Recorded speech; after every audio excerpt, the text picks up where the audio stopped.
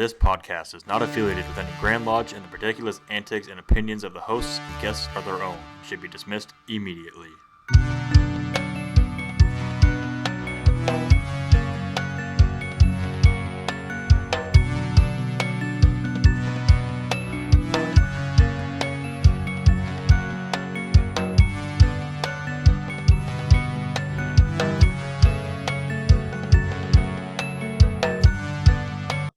And thank you for joining us on another episode of Studio 357 Masonic Podcast. As always, thank you to Homeward Handyman Services, the Insurance Center, Jason knows a thing or two about. Just a wee bit. I think he takes out their trash. And of course, the Purple Dagon Page Foundation. Do you take out the trash? I do. I do it all. Yeah. You're a hell of a guy. Since it's been a while, Jason, what have you been up to? Well, doing a lot of planning for graduation for my daughter here, getting ready. We just went to honors for her the other night. Now we're getting the graduation party set up and got to go graduation next week. So Is this high it's been school? really busy. High school or college? High school. High school. Yeah. Yep. She's going to go to UNO for psychology. So proud of her. She's done really, really good. Don't let her around this crowd. No. Keith, what have you been up to? Whole lot of nothing. Just been working, and it's the same as always, really. It's always the same thing. With I don't do much. Except we had a Master Mason degree. We did. We did. And that went well. Yeah. That was a lot of fun. Got to go to my first one in a while, so that was fun. He called in dead to work for one night. Yeah, I was shocked to see you. It was a pleasant thing to see you there. Yeah. Well, somebody had to go see their daughter get high honors for her grades and stuff instead of going to a Master Mason degree. I apologize. Can't believe the nerve of this guy. Taking that family first to a different level. Yeah. Can't believe it. How about you, Jim? Pretty much the same. The one thing I did do that was a little bit different is today the Grand Lodge of Nebraska, the membership committee had a meeting, had a leadership educational seminar. Yeah. Went very well. I got to give props to the membership committee and specifically the chairman, Kyle Beckner. It was very informational, Great guy. and if you weren't there, you really did miss out. It's part 2 of a 6-part series, so there's more coming. We'll kind of spread the word out, but hopefully we can increase the attendance a little bit more. And it's really about growing your lodge. So if you missed out, you really did miss out. Oh, all right. I'll try to make some of those. I've been up to handling permits with the city and the county and the plumber, so that's been fun. But the one actual fun thing I did do, I laid down 2 black stripes on the street out there for the first time ever since I've had my car. They're epic. I laid down one. He's got a one-wheel wonder. That's all right. Don't forget me if you need any sort of building bonds. I'm your guy there too. So. You have a burnout wingman. Yeah, sure. I like it. All right. Well, that covers the boring stuff. Now, we have a brother joining us all the way from Kentucky. So I'd have you introduce yourself and tell us what your Masonic affiliations are, what kind of bodies you're in, and so forth. All right. Well, guys, thanks for having me. First off, it's a privilege to be with you and watch several of your episodes. It's a great show, very laid back and casual, which I absolutely love. And congratulations to you all on your many episodes, and I wish you much success moving forward. I'm Shawn Warren. I'm the CEO of Fratline Emblematics, based in Bardstown, Kentucky now, post-COVID. We were founded in Louisville, but moved to Bardstown, Kentucky, which happens to be the bourbon capital of the world if you indulge yourself in some bourbon. But we've got a great place in Bardstown. And I came into Freemasonry in 1991. So this is my 35th year as a Master Mason. I'm a past master of St. Matthew's 906, a past master of St. George number 239. Both of those lodges have since merged with others in Jefferson County. And I'm currently a member of one of those merged lodges, Jeffersontown 774, and Louisville Lodge number 400, which meets at our Scottish Rite Temple in downtown Louisville. I moved to I moved to the country several years ago, and there happened to be a little country lodge called Miles 341, which is about 2 miles from our farm. So I affiliated there as well. So I'm a member of all the Yorkite bodies in Louisville, a member of the Valley of Louisville, where I was a ritualist from 92 to 2000. And then because of my expertise in regalia and costuming and that kind of thing, I was appointed robing room director in 2000. So I've been holding the robing room job director for 26 years this year. Wow. Yeah. Long time. That's, a career for a lot of people. But I enjoy it, and we'll have no plans on retiring from that in the near future. But also a member of several appendant bodies, the Eastern Star, the Order of the Amaranth, the Royal Order of Scotland. Spent a lot of leadership time in the Shrine. I served Kozer as potentate in 2014, which was the year that we moved from our longtime downtown location in Louisville to the suburbs. And we continued my Shrine career into the Southeastern Shrine Association, where I served as president in 2020 and 2021 because of COVID. And I currently serve as the director general of that organization, which was one of the oldest and largest shrine associations at one time. What first got you interested or involved in Masonry? Generational and family. I'm a 5th generation Mason on one side of the family, and then on the other, many members of the craft. So it was really never a question that I was not going to join the lodge. I joined DMLA, so I'm a senior DMLA, and been chapter dad and an advisor for many years. Still serve as an advisor for the state at large of the Commonwealth. So not as active, of course, as I was in past years, but I still maintain my affiliation with the Order of DMLA. So lots of family history. All the men that I admired at church and coaches and all those great men in my youth were all Freemasons. Interestingly enough, I played Babe Ruth baseball, and my coach was a Prince Hall Mason. So I've been influenced by these great men all my life. So it was never a question that I wouldn't become a Mason. How strong is Masonry in Kentucky, and how many Masons are there? Well, currently there are 25,000. When I became a Mason in 1991, there were 80,000. So, we were very, very strong. And in those 35 years, you can see the decline, which is a national decline. But Freemasonry in the Commonwealth is still very active, especially in the smaller communities. And,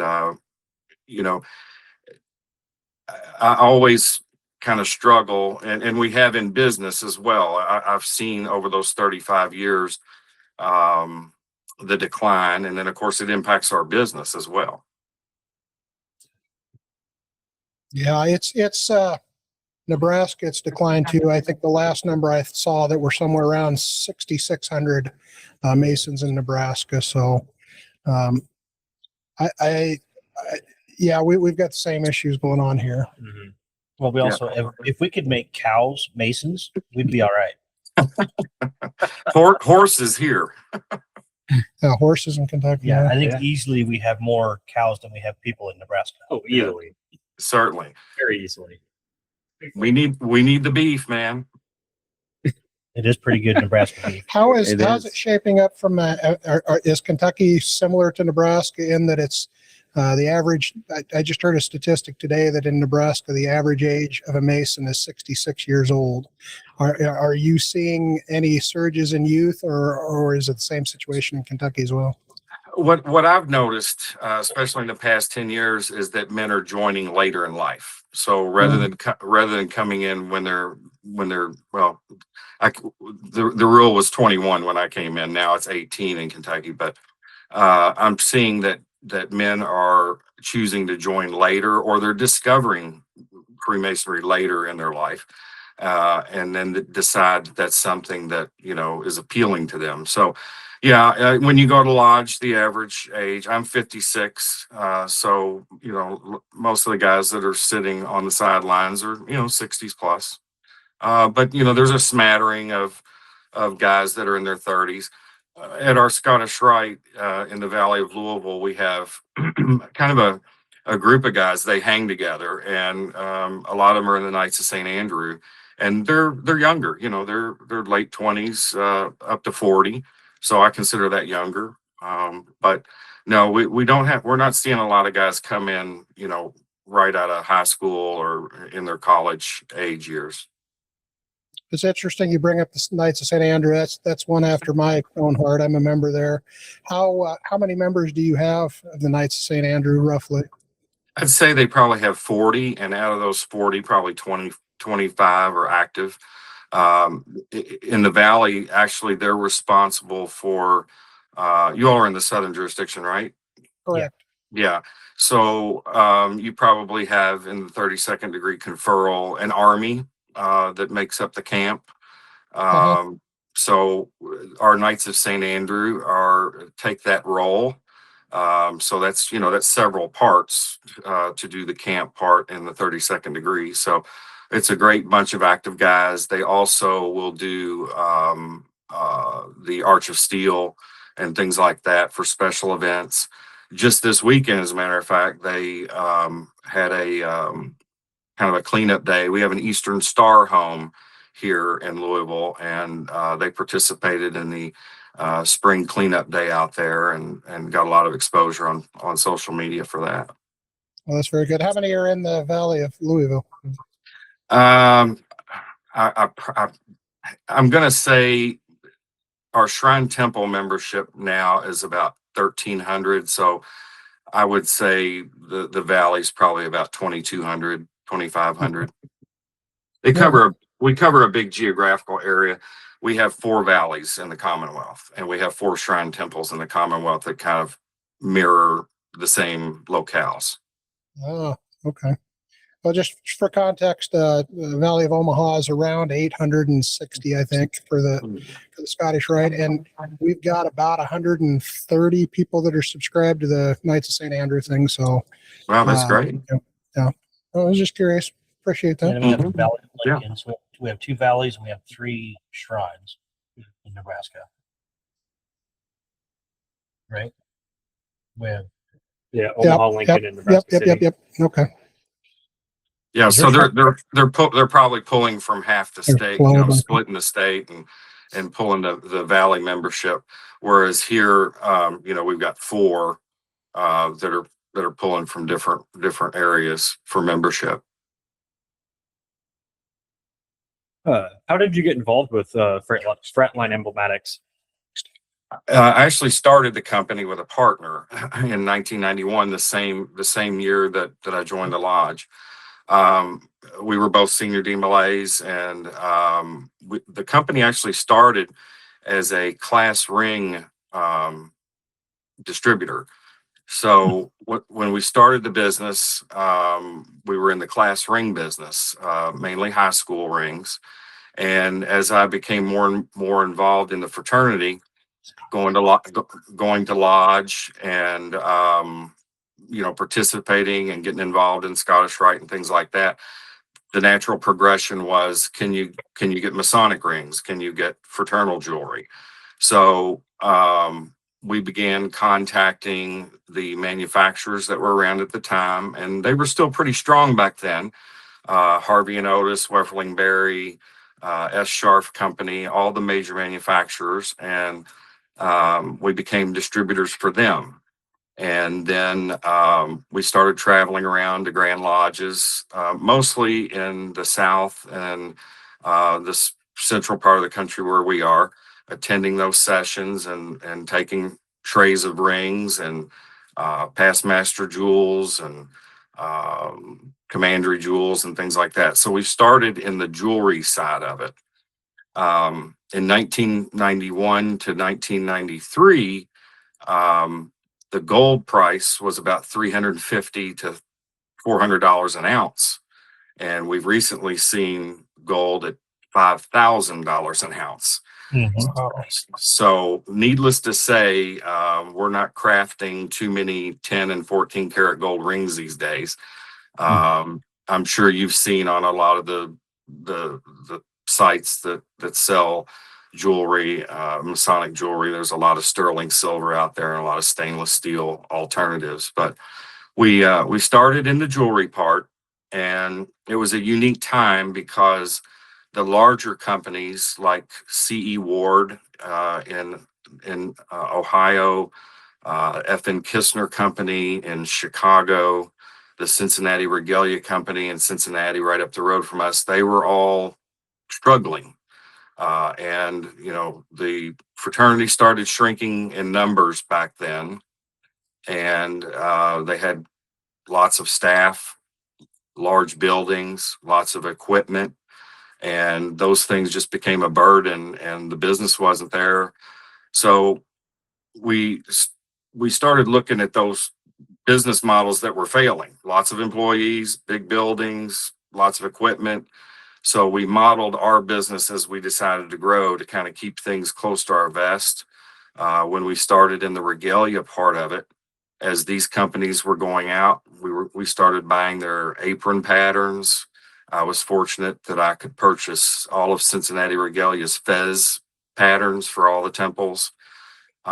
So we started acquiring those type of things from those companies that were going out of business. And instead of hiring staff seamstresses as full-time employees, we started hiring ladies that worked at home. And we've kept it that way ever since. So a lot of our goods are still crafted right here in the United States, and by, you know, female seamstresses that work from home. They deliver to us every week, and when we ship out. So we've been blessed that way to have a business model that we can sustain and grow with. And then, of course, we added custom lapel pins and custom challenge coins and custom jewels. We do a lot of reproduction jewels. The Roulet company that was based in Toledo, Ohio, went out a couple of years ago. So we've been picking up a lot of their jewels that they used to make, and we're reproducing those now. So we've kept it very, very niche, if you will. We're not all things to all people, and we don't service every part of the fraternity. What are your most popular products that you have? I would say we're the number one supplier to valleys in the southern jurisdiction for caps. We have a stainless steel 14th degree ring that valleys, darn near every valley uses for their new Masters of the Royal Secret. We do a lot in the Knights Templar area, but again, we don't offer the uniforms. When we started, we did. And then as members of the Knights Templar started switching to converting Navy petty officer coats as their blouse, it became, they can pick up surplus for $60 versus a $300 coat 20 years ago. So we quickly got out of that. So we just do all the uniform accessories, you know, the shoulder boards, sleeve crosses, collar crosses, fatigue hats. We still custom build chapeaus. I don't know the stats, but I'd say we're probably the largest producer of American-made chapeaus in the United States, because there's only two of us that actually make them. That's us and New London, that actually form the actual felt bodies from scratch and cover them with velvet and actually craft the chapeau. So we specialize basically in Scottish and Yorkite. As an example, we don't do a lot of Eastern Star. You know, we handle officers' jewels and some things that, coffee mugs and things like that, but that's not our niche. Sure. So how has your business changed from, I mean, you kind of touched on a little bit. What are some of the major changes from when you started to now? Figuring out ways to adapt to make the business viable, and to continue to bring things to the market that are unique. We do pride ourselves in keeping heavy inventory. When the Klitzner Company in Rhode Island went out of business a few years ago, we began ramping up our designs and things on stock lapel pins. We have, I think, now 400 different pins, from Masonic through York Rite, Scottish Rite. We have a huge selection of lapel pins, huge selection of auto emblems. So just kind of adapting as we go and figuring out, okay, we don't have to have everything, but what we do have, we have heavy stock in. So let's say your lodge is having a first responders night and you want something to present to those guests. We have a first responders pin that you can order 50 of, and we've always got them. Or if you're having a ladies night and you want a Mason's lady pin, or a widow's night, you want a widow's pin, so we pride ourselves in being able to quickly ship, those kind of things in quantity. So just by adapting and figuring out, okay, we don't have to service organizations that are shrinking even more than masonry. We do work for others, moose, elks, eagles, all that kind of thing. But we focus on what we think the customer base needs the most, and that's where we put most of our energy. Yeah, have you been affected by Amazon, for example, or are you niche enough that's kind of secluded you from that? We started when Amazon kind of was lifting off. We started selling like lapel pins and auto emblems and things like that on Amazon, but Amazon became difficult to deal with, honestly. So they make it kind of hard on sellers. I've been on the eBay platform since they started. So for example, on eBay, of our 3,000 products that we have on the website, we have about 400 of those on eBay. And then we're also on Etsy. And Etsy, we have maybe about the same, 300 to 400 products. We use Etsy and eBay to kind of grab attention, because they're coming up in the algorithm in the search engines higher than our website would ever do. So once we create a customer on Etsy or on eBay, then we can flip them direct to our website, where they can see all of what we offer. To your question, what's hurt us and what's hurt the entire fraternal industry in the United States, and what has been really kind of devastating for the legitimate fraternal dealers, is the sort of invasion of Pakistani manufacturers. Lower, the prices are good, but the quality not so good in a lot of areas. And deliveries, I hear is a problem.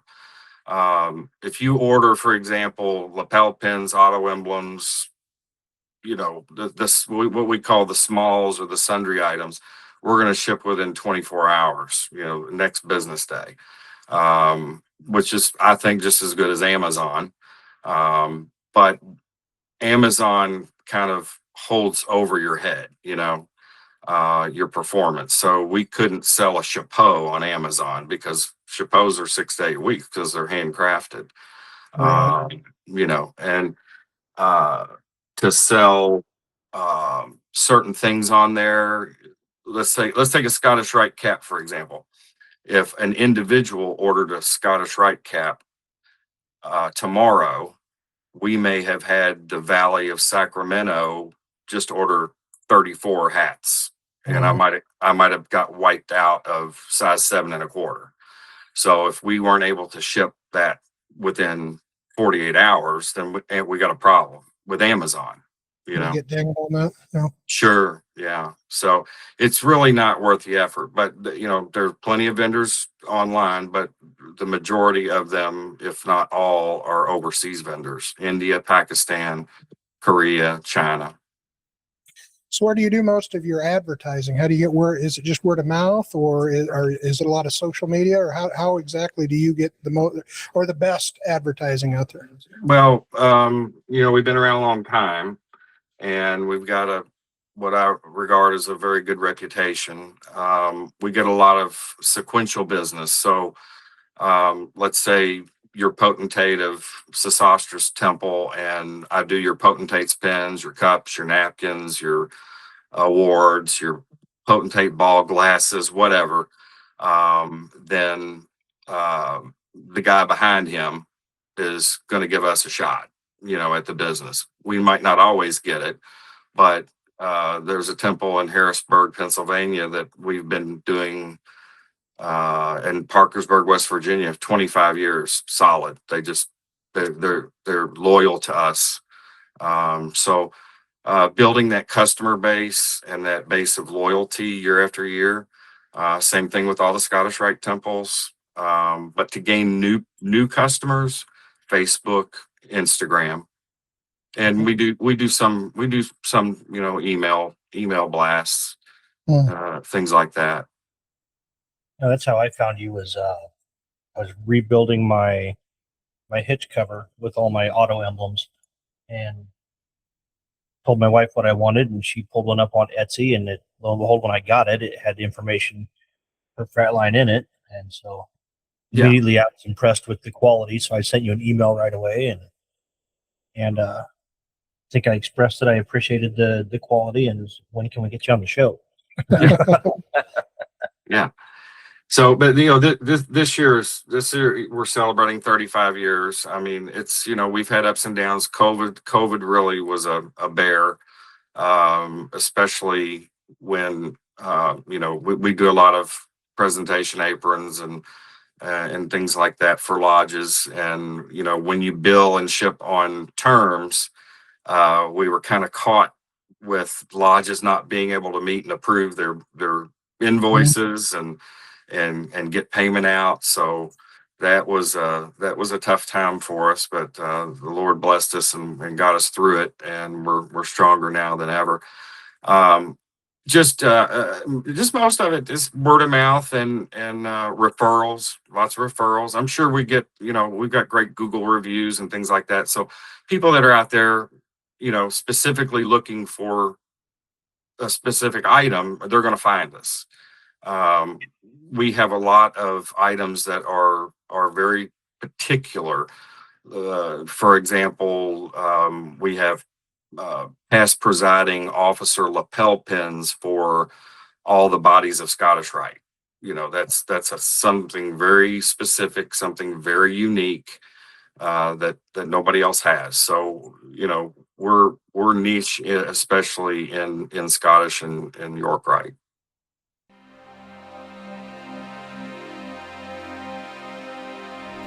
Demonstrate that love never ends through the commitment to support past and present service members, the communities that surround them, and the loved ones of those whom we will never forget.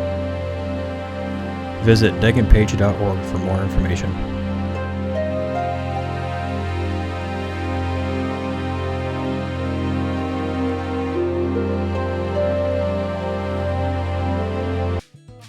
At Homeward Handyman Services, we pride ourselves on being honest and giving every job the attention it deserves.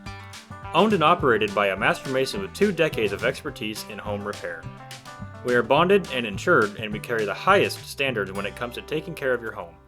Whether you need a faucet changed or a light remodel, we can take care of your home improvement needs. Call Michael at 402-915-0824 today for a free estimate.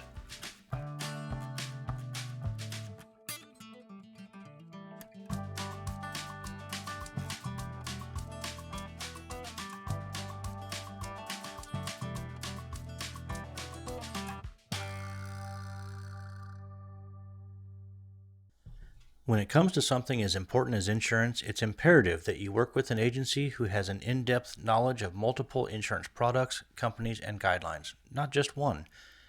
We are completely independent agents and we work for your best interests. We are Mason friendly. We have locations in Fremont and Elkhorn. We provide policies for virtually all of your personal and commercial needs, including health and dental. Visit our website at www.theinsurancecenterinc.com. We're available Monday through Friday, 9 a.m. to 5 p.m. Is there anything that you think makes Kentucky Masonry different from other jurisdictions? Oh yeah, definitely. Yeah, we Kentucky has a very different Masonic culture, if you will. We do not have a standardized ritual. We have what we call the Kentucky Monitor that was written by Henry Purtle. And for the most part, most of our lodges follow that monitor. But we do not have, we have a coded ritual, but nothing that's been ever formally adopted and mandated by Grand Lodge. Wow. So you may, if you go to a lodge in the city of Louisville, the opening and closing is going to be maybe a little bit different than if you're in Pikeville or if you're in the mountains over in Appalachia. So culturally, there are some things. I told you when I was talking about my Masonic affiliations that I'm a past master of St. George 239. That lodge has since merged a couple of years ago. But the name St. George. So one of the patron saints of the Anglican Communion. That lodge was founded in I'm going to say the 1830s, but I'm not sure. It might be a little bit later than that. But the part of town that lodge was founded in was heavily Anglican or Episcopalian. So this group of Episcopalians came together and they formed a lodge, named it St. George Lodge. As the years and decades went by, the Jewish community grew in the area that the lodge was in. So it became, the membership became predominantly Jewish. So even though it's St. George, they kept the name, but the membership was predominantly Jewish, and they changed some things in the opening and closing.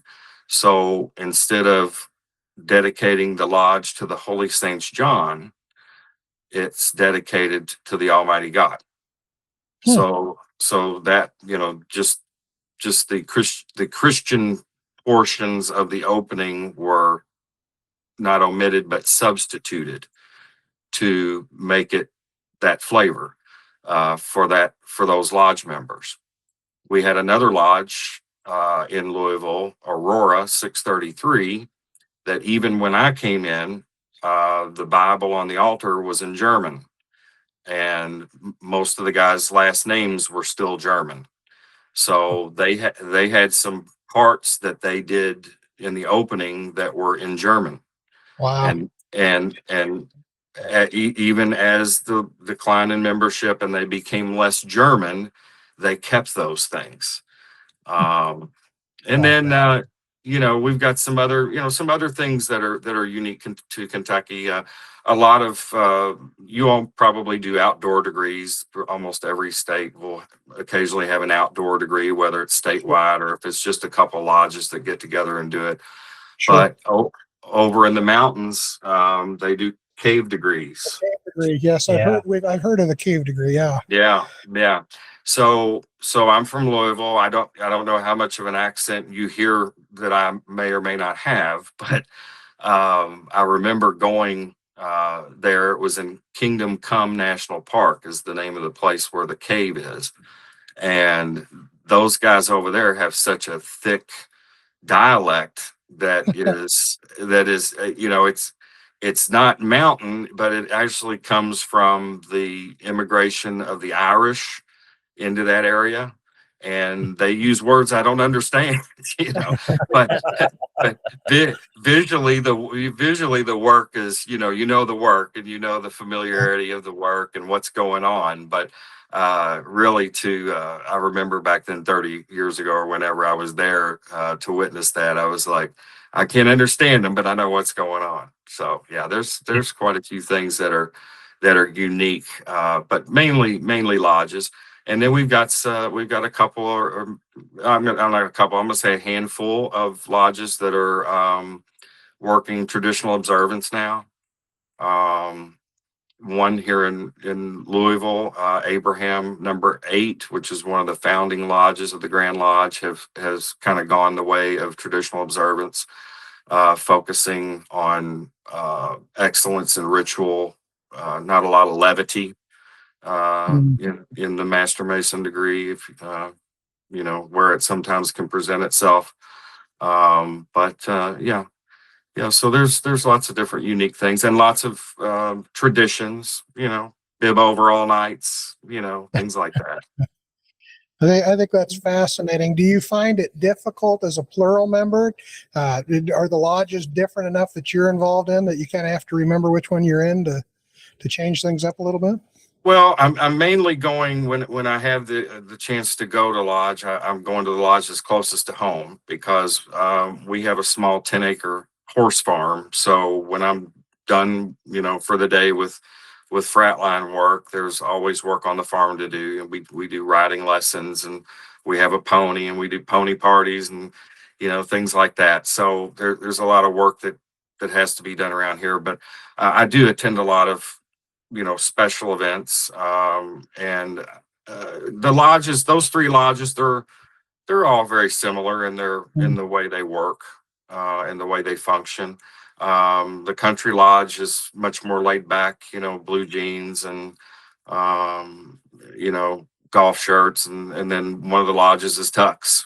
That's really the big, you know, that's really the big difference. So what do those lodges do, or even just the lodge that you visit all the time? What are they doing to keep members active? Well, the Country Lodge Miles 341, they are very good at family.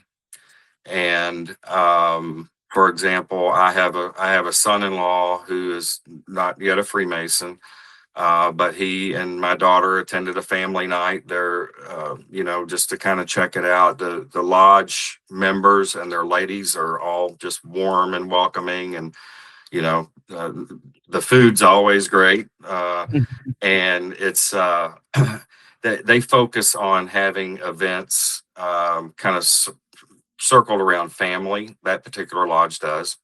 The other one of the other lodges is focused a lot on education. They always, you know, one meeting a month is an educational meeting, guest speakers, things like that. One of the Abraham Lodge, I'm not a member there. I have several dear friends that are very active there and serve as officers. But you know, they do a big blowout for both St. John's days, and have a big meal, a guest speaker, and cigars after. You know, so they're I think the best thing about that is that when they started it, they just didn't put their toe in the water.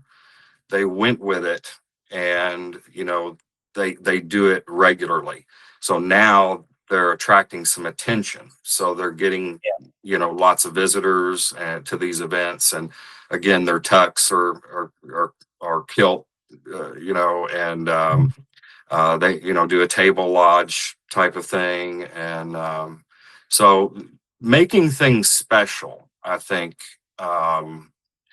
is important because it's hard to capture attention with folks these days. And I think that not only post COVID, but people think that they're getting some kind of social satisfaction, gratification from being on their phones all day and interacting with people they don't know, and all of that, rather than getting out and getting around people.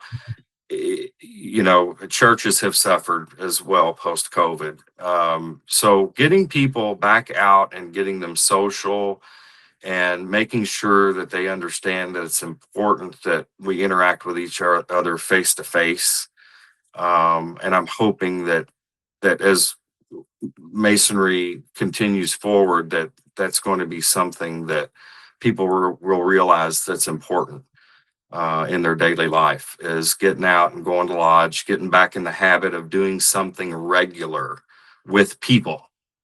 Yeah, there's no substitute for looking a man in the eye and having a conversation. That's right. And Kozer Shrine does a good job. They have had a Burns night that pulls in the Masons to the shrine. You know, congratulations for them for doing that. And they do all the regular shrine things, car shows and parades and all of those things. But getting the Masons to come in, interact in a Masonic setting within the shrine has been a positive thing for the shrine overall. I think a lot of temples are engaging that way, telling the philanthropic story on a Masonic level, whether it's a table lodge or a Burns night or you know, a Mason's night, having guys in for dinner and things like that. Yeah. Heath, you want to take question 9? In your opinion, what can be done to improve masonry? This is a tough question. Well, it's a big question. I think we need to stop worrying about quantity. I agree. You know, I've been around long enough that I had a friend in Scotland, and Lodge Nitzel 1488, and that lodge had 50 members. Probably still has 50 members. It's in a small community right outside of Glasgow, and this is back in the 90s when masonry is thriving pretty much around the globe still. Mhm. So, you know, their lodge had 50 members. And I said, well, you know, what's a meeting like? And he said, well, we meet quarterly. So that's an easy commitment because, you know, after you're raised, you commit to those 4 meetings a year. Now they do the ritual practices and all that and have dinners in between, but not formal lodge meetings.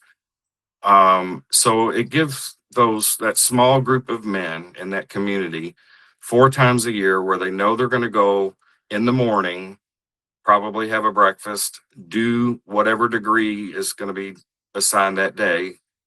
And then they're going to have a social hour and a table lodge. And then they're going to go home. It's an all day thing. And I said, well, how many out of the 50 are there? And he says, 50, you know. So, you know, it's not about having, you know, 1,000 members. You know, when I joined Plum Lodge, when I first came in, they had 1,000 members, and they've since merged with another lodge, and probably they have 200 to 300. I don't know, but you know, it's gotten like that. But everybody kind of freaks out about numbers, and I'd rather us pay more attention to the quality of the candidate, really guard that west gate, and do more things like what Abraham Lodge, for example, is doing, those special events. I don't know how many members that they have, but those 20 or 25, they're there all the time. You know, it's become their thing. The time commitment, they've loosed a little bit because everybody's so busy. You know, you guys are old enough to remember when you didn't have to have a 2-income household to make it, but you do now. So, you know, time is precious. And then you've got a whole nother thing about a whole generation that doesn't want to commit. You know, they don't want to commit to meetings. They don't want to commit to learning the catechism. They don't want to, they want the fast way through on everything. I don't think that's who we need. I think we need the guys that are willing to commit and work and put in the effort for something that they enjoy and that they love. And you put 10 guys in a room and try to plan an event, you know, you might not gain a whole lot of ground, but as things go on, and it winnows down, you're going to get 4 or 5 guys that are going to get together, push an idea, make an event happen. And then everybody's going to say, oh, wow, that's great. How can I help the next time? Yeah. Yeah. So it's, I'm not so much worried about the numbers, as long as, I always thought we had too many lodges in Jefferson County, the metropolitan Louisville area, and they're merging and consolidating and things like that. So now when you go to a meeting, there's, instead of 10 guys or 4, there's 20, 30, How many Which is- lodges are in the metro area? I can't answer that. We have 17 in the Omaha metro area. Yeah, I'm gonna Right. say we probably have 20, 20 to 25, but that's down from 40 to 50. And I'm just throwing numbers, but it's half of what it used to be. But I would say our average roster of a lodge is somewhere between 60 and 80 members. Depends on the lodge. Yeah, I mean, our lodge is at mid 60s, and we get 10 to 15 guys come to every meeting. But that's good. That's good in my opinion. That's your average shrine temple or church, or it's the 80-20. You got 20 that participate and make the thing go, and then the others show up for special events and certain things and are there a few times a year, which if that's all they can participate in, that's great. But Yeah. you got that 20% that always make it go. Example again is we do a shrine circus every year, and we get 20% of the members of the temple that come out and work that event. But that's just the way it is, and probably always will be. Yeah, we don't do a circus anymore. I really miss that. I do It too. was the funnest thing to do with the shrine. Yeah, Just the venues got so expensive here. Mhm. That it wasn't beneficial to do it. Well, and that's a form of entertainment that is kind of in the decline. Yeah. It's we no longer have the animals, due to laws, rules, regulations, and the groups that are out there protesting it and things like that. But it's still, the circus is still a form of entertainment that's unusual because it appeals to all your senses, unlike watching a movie or a TV show or binge watching something on Netflix. When you're at the circus, it's everything. It's the sights, the sounds, the smells, the interactions with the entertainers and all that. So it's still a unique form of entertainment. I hope it never goes away. But again, it's something that's kind of declining, and things are taking its place, like Cirque du Soleil and things like that. All right. Well, that's going to bring us to our artifact of the week, which is a 2-piece. Morgan, you want to grab these pictures? Are they still sitting there? Mm-hmm. I can't see them. Model them in front of the pictures right here, the pillars. You don't need your shirt on. Your over You can shirt, I put should pants say. on, but no. Yeah, pants would be preferred. Yeah. I didn't know it was that kind of party. Yeah, kind of hold those up in front of the camera. We found these at an antique store, and I just had to have them. They're cross stitch. They're very, very old. I have no idea how old, but they're old and they're cool. And the pillars are kind of special for us here at the show. So I bought them for probably way too much money. No, it was worth it.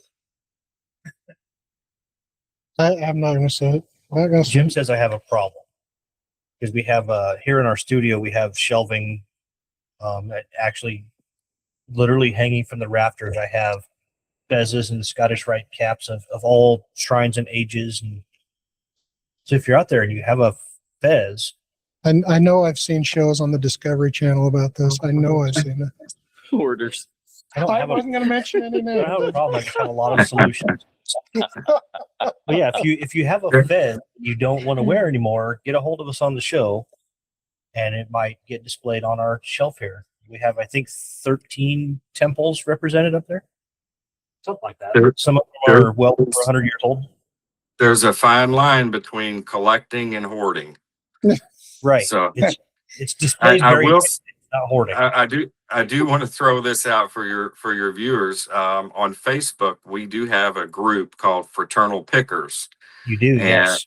yeah, so if anybody I'm a is interested in collectibles, memorabilia, I've got a lot of great contributors in that group. We're not posting as much regularly as we have in the past few weeks, but it's a great place to see a lot of people's collection that they have. And I also do some appraisals, and there's some, oftentimes some things for sale on there that are unique. So check out Fraternal Pickers on Facebook. And while we're at it, let's give the website for Fratline. Fratline.net, not .com, fratline.net.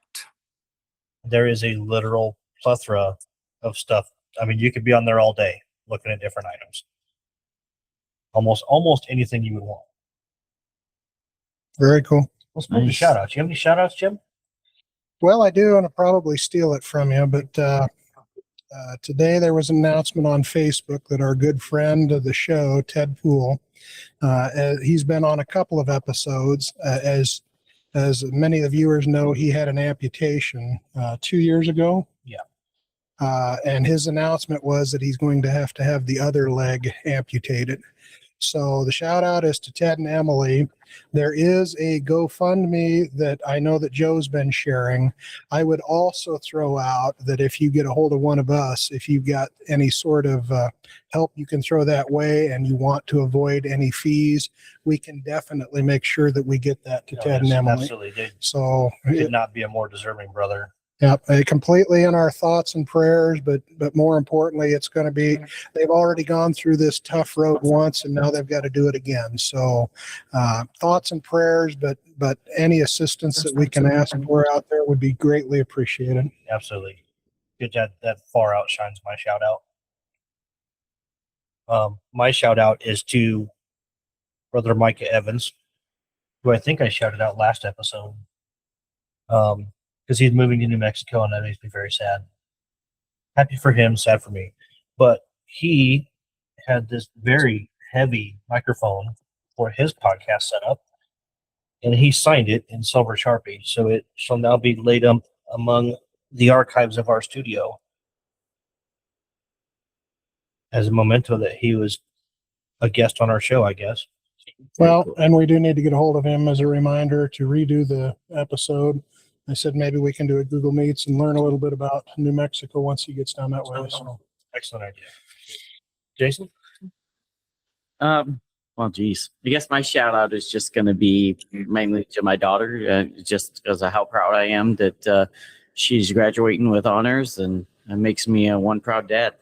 You just got all gooey inside, didn't you? I did. I felt it. I had, okay, don't cry on camera. I see his eyes welling up for those of you that can't see it on camera. Proud Heath, what dad about you, moment. bud?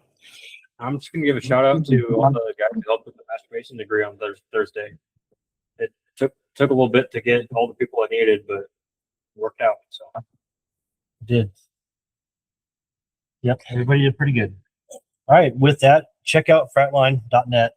I got to say, brother, I am so, I just am so happy for anyone that can make a living doing what they love. And it's obvious that you've got a passion for this. For anyone that's interested in any of these products, you've heard the brother story, you've heard the passion, you know what kind of quality you're going to get from somebody that cares about what we do. And So- made in America. And so definitely check out the website. Thank you all so much. I appreciate you having us on and giving us this opportunity. And you guys keep doing what you're doing. I really love it. And we'll keep watching, and we'll be promoting you guys on Facebook as well. Well, that makes at least one guy that's watching. All right, until next time, travel well, brothers. Travel well.